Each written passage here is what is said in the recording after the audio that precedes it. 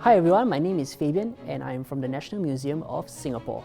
So Singaporeans are passionate about food. There are lively discussions, both online and offline, on where one can find the best local dishes, such as chicken rice and roti prata. Look no further than the humble hawker centre, where many of these local delights can be found. Did you know that the concept of hawker centres, housing street food peddlers in a specific area, was only introduced after Singapore's independence in 1965? Prior to that, hawkers roamed the streets and sold their food or drinks in public spaces, such as along the streets or 5-footways. This led to problems such as congestion of the 5-footways and questionable hygiene standards. From the 1970s to the 1980s, hawker centres were constructed across the island to house the street hawkers. By 1986, Singapore had built 109 hawker centres and hygiene standards were steadily improving. Hawker centres are a unique and integral part of Singaporeans' daily lives. The wide range of mouth-watering dishes that can be found reflect Singapore's multicultural society and rich food heritage. Importantly, hawker centres also serve as common spaces where the different ethnic groups of Singapore can mingle and connect with each other over their shared love of food. On 16 December 2020, Singapore's hawker culture was successfully inscribed on the UNESCO's representative list of the Intangible Cultural Heritage of Humanity. This means that Singapore's hawker culture will be recognized worldwide as an important cultural practice that we will safeguard for future generations. This would not have been possible without the hard work of our numerous hawkers. Their dedication to serving delicious and affordable meals has helped to preserve Singapore's culinary traditions. The future is bright for Singapore's food culture. The next gen and their families are playing their part to preserve and promote Singapore's diverse flavours in unexpected ways. In this video, we'll hear from the owners of 2 special eateries and how their families have inspired them to be in the business of food. Coconut Nasi Lemak was started by a next-gen hawker to continue her father's legacy of selling nasi lemak, and Kampong Amin Dim Sum is a family venture specialising in halal dim sum. Hi, I'm Charlene. I'm 26 this year. I've been running the Coconut Nasi Lemak at Bersih Food Centre since 2018. She's my doctor. 36 years back ago, I opened a shop in Simpang Bedok. When I was working, after retire, I intend to open a shop again, so I let my daughter to handle the shop in Jalan Besar. In 2018, my father told me that he managed to get a store at Bersih Food Centre. Since I'm free, would you like to come and help? And then I was like, okay, sure. Then I decided to help. Gradually, actually, I fell in love with the job and the difference in the environment. So I'm quite glad that he actually managed to get a store at Jalan Besar, because without this opportunity, I would not have discovered this passion of mine. No doubt she's my doctor. We work together as colleagues. So whatever she do, I have to accept. Whatever I do, she also has to accept. So we have the same passion of words. So we come together to do the job much better. Our Lasagna is special in the sense that we are strong in coconut taste and pandan fragrance. We don't have other spices to mask the taste of the lemak, of the Lasagna. However, we added like ginger and galangal to actually helps with the cloyiness of the coconut. And so our Lasagna is actually rich but not overwhelming. We do Lasagna with the heart, you see. We cook for our heart to make better food for customer. Yeah, definitely. Because usually when I'm studying or when I'm working, so we don't really see each other much. Like, cause if he's working, then I'll be somewhere like studying or working. Then when I come home, it's very late. So we exchange a few like words. Then we have to hit to bed. The next day, the days repeat. But now that we see each other during working hours as well, so he also get a bit more involved in my life, because sometimes my friends come and visit, then he will like see them, they will chat with them and stuff like that. Because we never seen her quite a number of years. She was in overseas studying. So as we work together, then we understand each other much better. Since she like it, I also like her to carry on the trade of Nasi Lemak. If she can make it, I'm happy. It's very successful, I'm very happy. Because this is a fashion of making the Nasi Lemak, the traditional type, easy. If she can do it well, I'm very happy.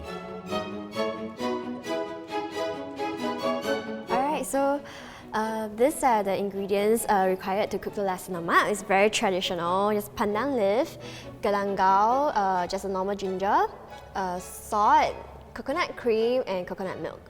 So over here is the rice that I actually soak it for 25 minutes to get it ready for cooking. I actually soak the rice so that the rice will actually absorb the coconut milk and cream better. What it does is that it helps to fluff up the rice so that during cooking I do not need to use that much water, so it will be less starchy. Okay, after 25 minutes, the rice are all soaked, so it looks a little bit puffy as compared to the dry rice. So what it helps is that it helps to keep the rice fluffy so that I don't need to use more water while cooking. And then it helps with the absorption of the coconut milk. This is the coconut milk, and then this is the coconut cream. Okay. So my father will add in the key ingredients into the rice. This is the thing that we have to put it in. We go 1 piece of full ginger and ginger too, plus pandan leaf. And then salt and put in salt also.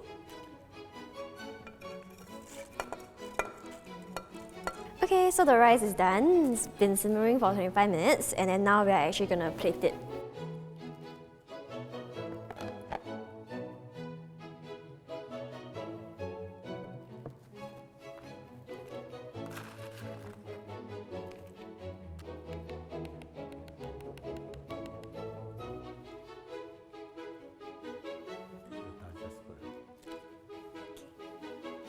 This is the Nasi Lemak. My daughter make it.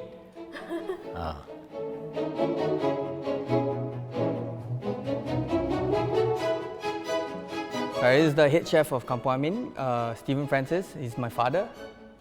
And it's Leon, my son, Leon Francis. So we run Kampong Amin together, and it's a family-run business. My dad is actually a musician, and I'm in travel retail. So both our industries were hit really badly by the pandemic. Yeah, very bad. As you can tell, no entertainment, totally zero. So a musician by profession, chef by passion. So it's how Kampong Amin was born.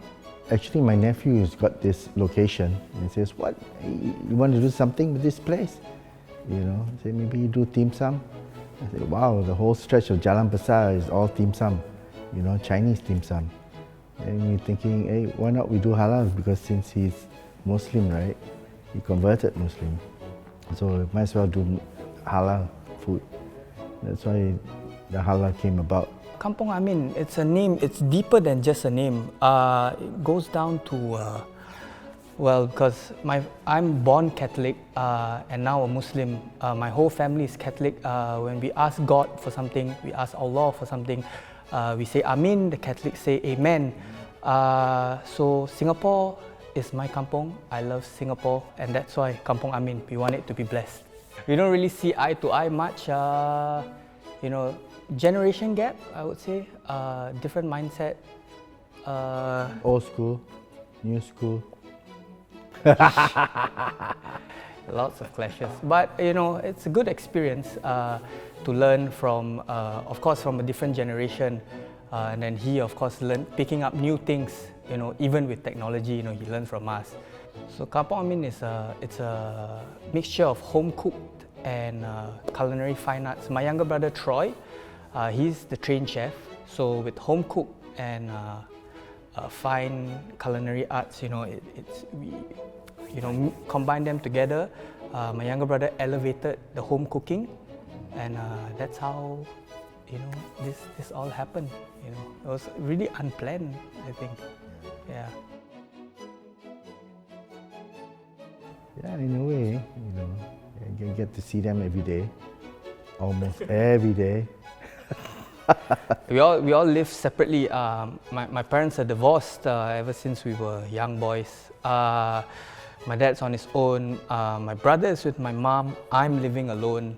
I mean, I have my own place, not alone, with my wife, of course. Yeah, so this kind of brought us all closer together. For him being a musician, it speaks in his food, because when you play, it's a lot of heart. When you perform, and when he cooks, I feel that you can feel the love and the passion that resonates in the food. And when you do come down and try it, I hope you can feel it too. I feel that every week.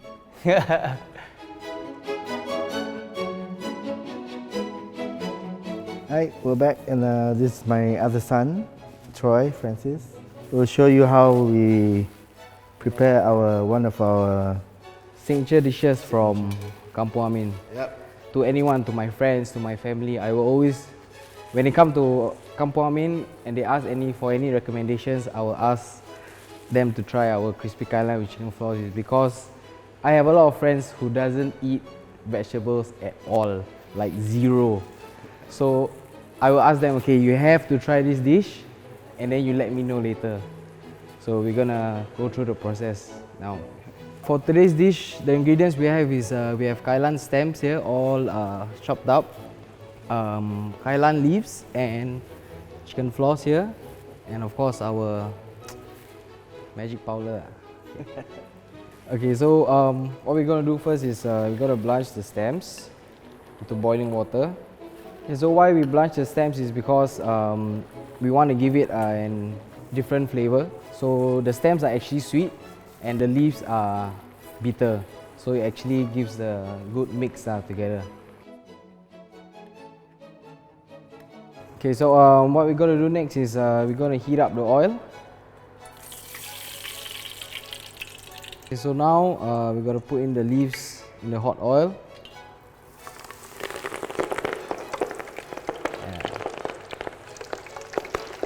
You hear the sound? So nice and hot, nice and hot. Okay. So got to strain it out.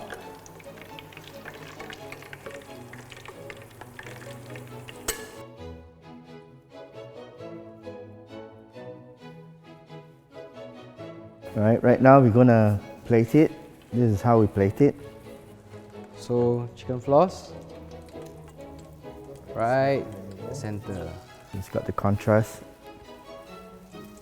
Gives a good color, taste. Okay. And there we go, we're almost done. And this is the last bang. The magic powder. Magic powder. Call this the magic powder. There we go. Right. Yeah. So ladies and gentlemen, deep fried crispy kailan with chicken floss. Thank you very much for being part of this special program presented by the National Museum of Singapore. We hope that you've learned a bit more about wholesome hawker fare. Please hit the subscribe button to be notified about our latest videos. Follow us on our National Museum of Singapore Facebook page or Instagram to keep up with our upcoming programs. Visit our latest exhibition, Home Truly, Growing Up with Singapore, 1950s to the present. You can explore moments and experiences in Singapore's past and present that express our identity, including our hawker culture and food heritage. Lastly, please continue to support all our hawkers and F&B owners as we battle through this COVID-19 pandemic.